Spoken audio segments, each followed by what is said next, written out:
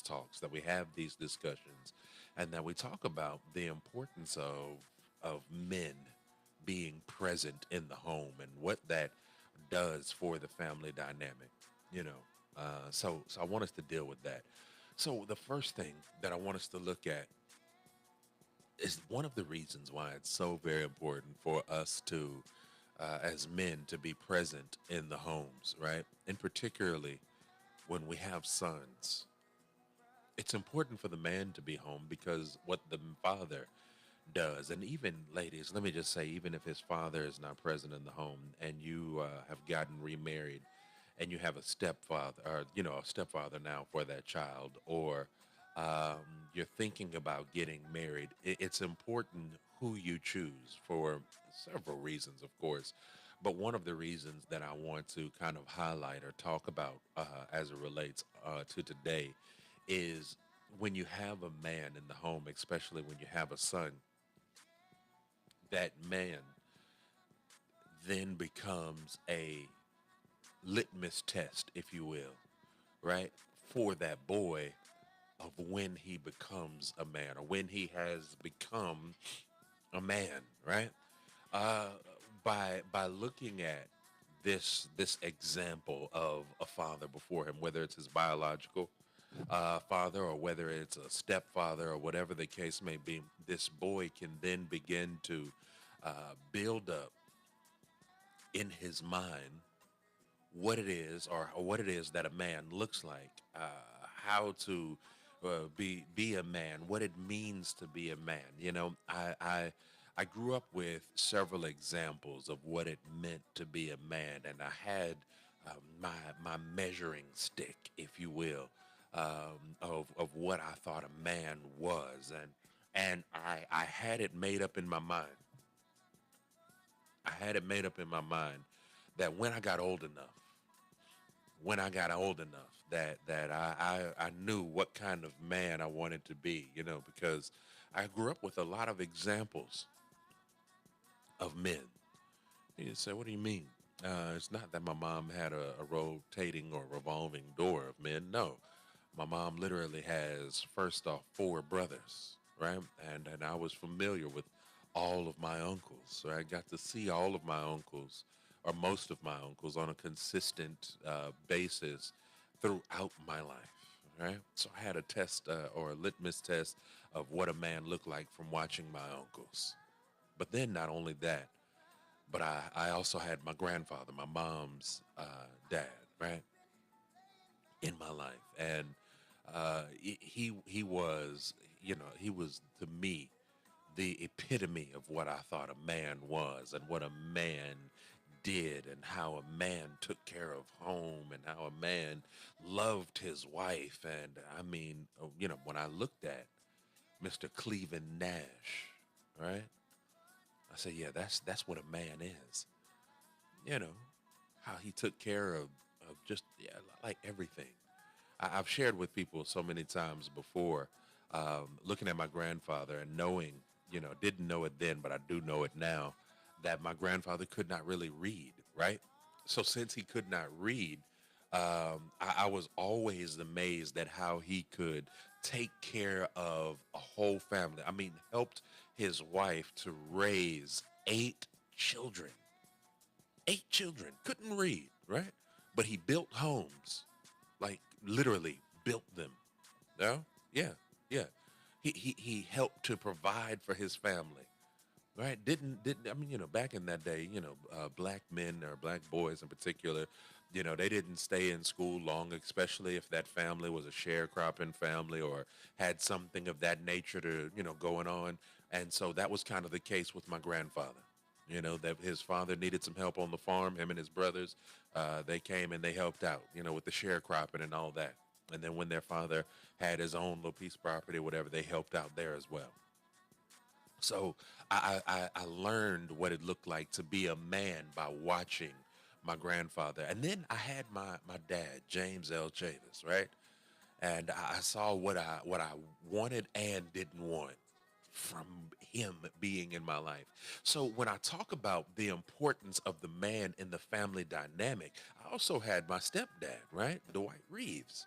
And between looking at my dad James L, my stepdad Dwight Reeves, and then looking at my grandfather and all four of my uncles, I started to get a great picture of what I wanted to be as a man and what I for sure didn't want to be as a man, right? And that's what having a man in the family dynamic does. And so even ladies, let's just say you're a single lady, and so I'm talking to men and I'm talking to women because I know we've got both listening. Even ladies, if you've got a son who you're raising and you say, "Well, I don't have no man. I'm not looking for no man. I don't want no man." Hey, if you've got brothers, if you've got, your father, if whoever you have in your life that can be a great example for a man, then allow that to happen. Allow your son to spend time with those men, to be around other men so he can begin to understand what it looks like, what it means to be a man. And don't always feel like you have to hover around. Let them have real man conversations. Let them learn the good, the bad, and the ugly of being a man. That's what I did. I think I turned out all right, right? So that's the importance of having a man in a boy's life. But let me tell you what it does to have a man in a girl's life, right? And again, I'm not a girl, um, but I'm married to a woman, and I've seen from her kind of the difference that it made, both having her father in her life, not having her father in her life, having her stepfather in her life, and all the having her grandfather in her life. Like, it made a difference. See, here's the thing: even with girls, what it does is it shows them, what it means, or what real love looks like from a man, right? My wife understood what a man's love ought to look like from watching her grandfather, right? From watching the examples that were before her. And so, that's why it's so very important. Again, I'm not telling you, just let your daughters go hang around and be around every man, but we need men. Now I'm talking to us exclusively. It is important that we be in our children's lives. In particularly, we have so many young ladies,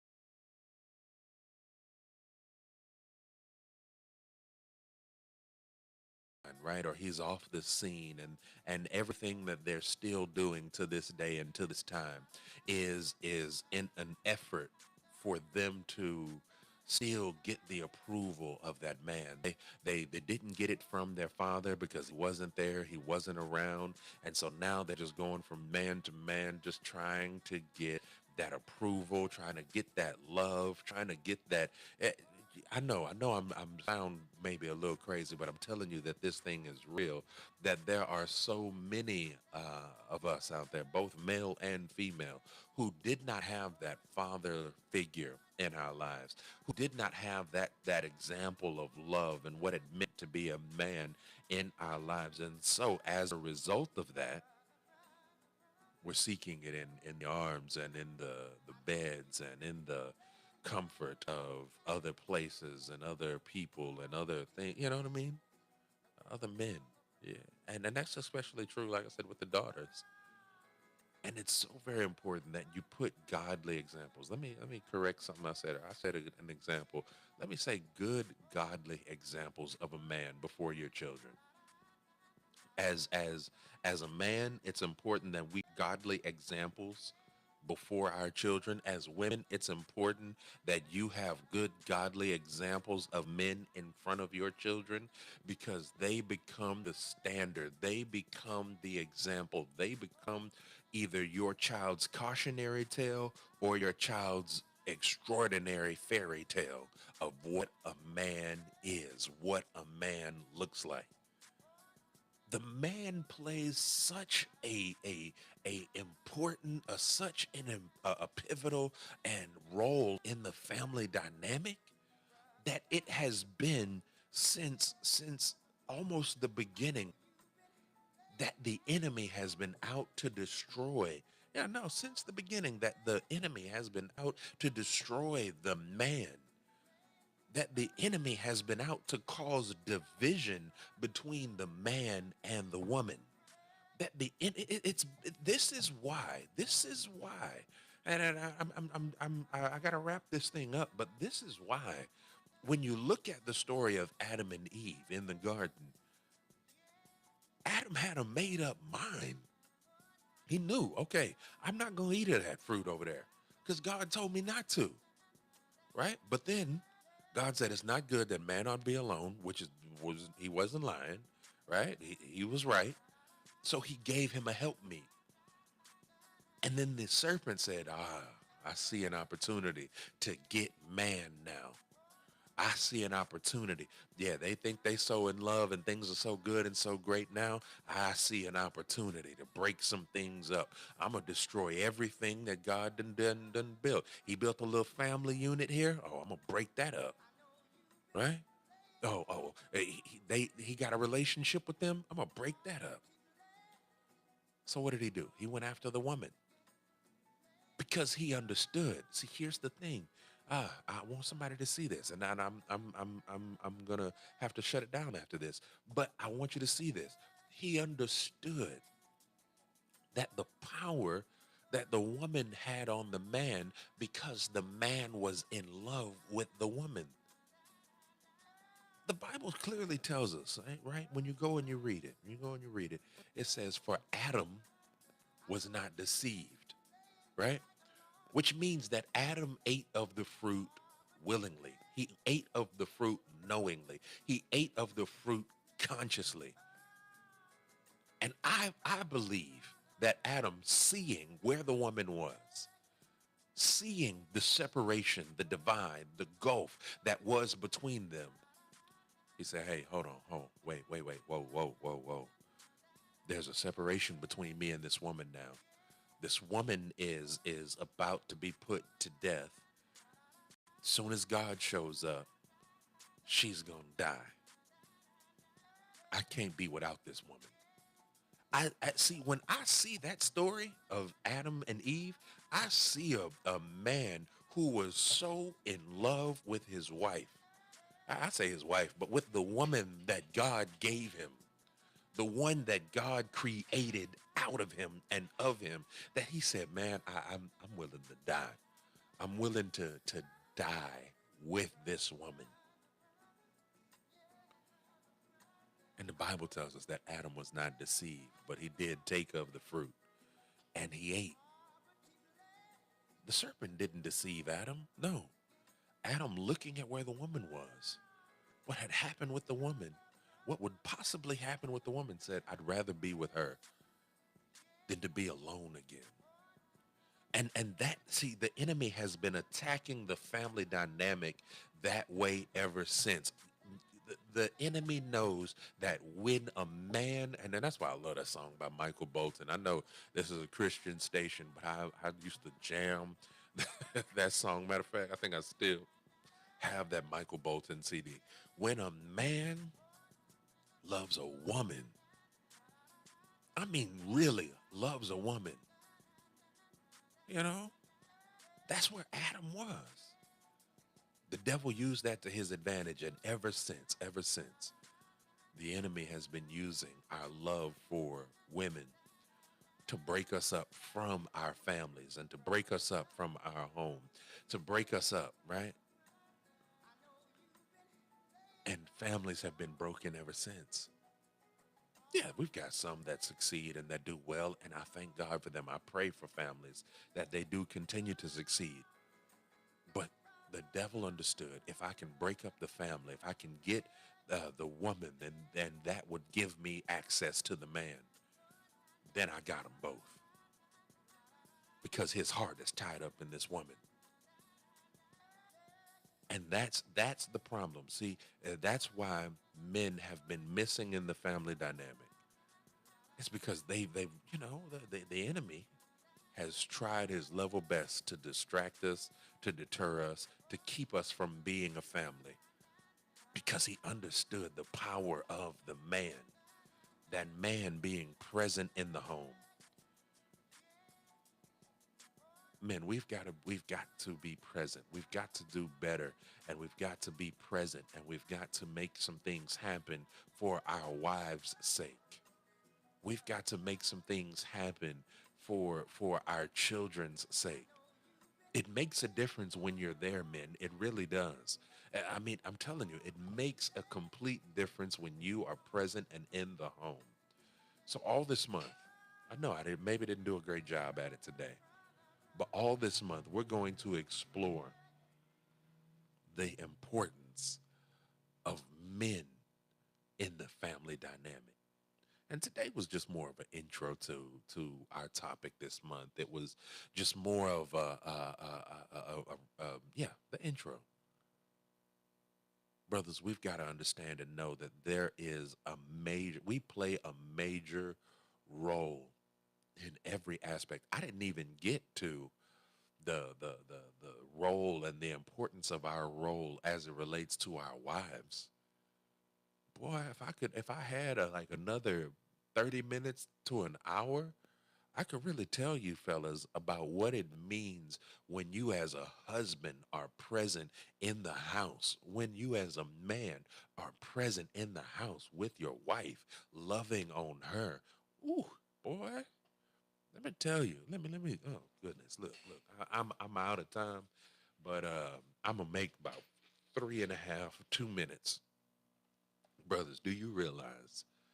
Do you realize that by being present in the home, by listening to your wife, by taking care of maybe just a few of this. I'm not saying you gotta, I'm not saying you gotta do every single thing around the house. I ain't saying you gotta cook, clean, wash dishes, go to work. I'm not saying you gotta, clean her car. I ain't saying you gotta I'm not saying you gotta fold the clothes, dry the clothes, wash the clothes. I'm not saying you gotta do every aspect of things, but do you recognize and realize that just by coming home and just saying, "Hey, baby, how you doing? How was your day? Oh yeah," and listening. I mean, actually listening, responding. And I can tell you this because I hadn't always been the best at it. I hear my wife, I've heard my wife, but I didn't always respond. And then if I did respond, it'd be days later. But I've come to learn after just 9 years of marriage that on the times when I do it consistently, I listen, I respond, I'm there, I'm engaged. I go and lay on right next to her or allow her to come sit in my lap or something like that. Man, it does wonders for her. And then in turn, brothers, and y'all gonna know what I mean, it does wonders for me. You know what I'm saying?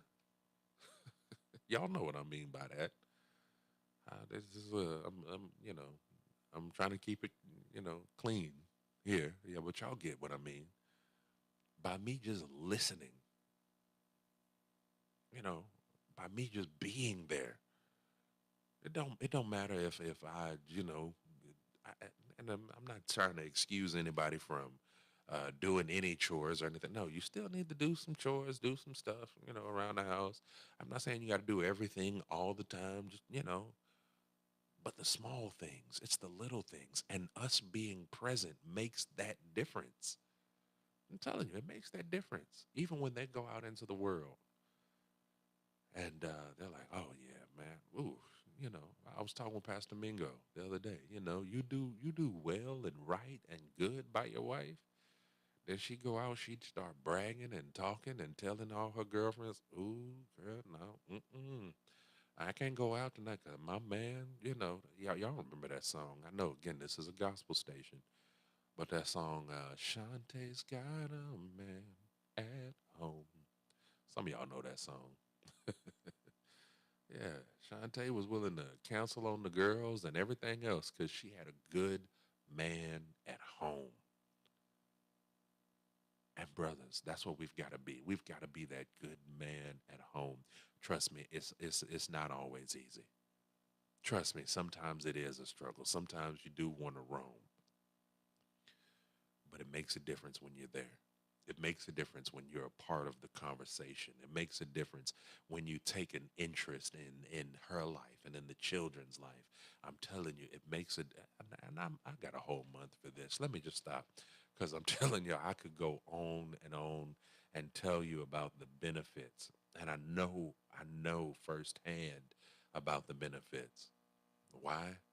Because I experienced it in my own life.